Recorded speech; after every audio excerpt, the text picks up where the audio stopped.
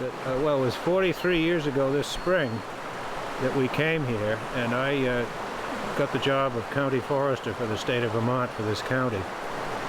That was in the spring of 1959, and actually these forested acres right here, which are our own, we've managed now for 43 years. So we've had the joy of growing up with this forest of spruce and fir and hemlock, and soft maple, seeing it grow. Well, usually this time of year we're not standing in the woods leaning on a hemlock tree, we're planting. This is probably the latest season area of all of Vermont here in the northeastern mountains. We're just putting in corn. The peas just got finished a week and a half ago, which is late, you'd think.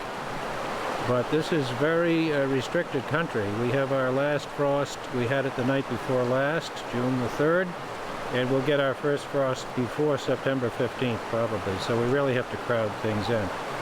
The connections to the land that we find here are very close and I think quite different from, for example, those in suburbia or the city.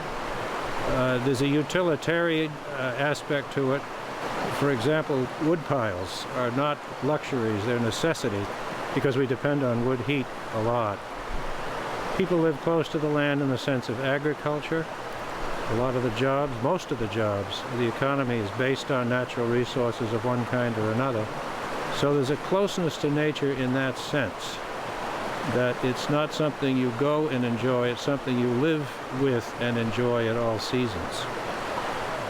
This particular stand of trees here we planted the second year we were here. We had been in touch with some of the earlier people who lived here back in the 30s, and this was a very hard-hit area in the 30s depression. And some of the offspring remember growing up here on what this was known as the French farm, and walking out to school barefoot down this little wood road in order to save their shoes. The challenge is how you fit this beautiful area, which is being conserved, and we move into the future, into the so-called global economy. People have to live, and how we do that is important. How we can keep our young people employed so that they don't all have to leave, which has been the history of the North Country. The challenges of economics, of land use, and how to accommodate all the different needs, everything from clean, fresh water to timber, to outdoor recreation. I find even when we disagree on a specific use or a matter like that, that at heart people treasure the North Country, the local people treasure the North Country, want to keep it in good shape.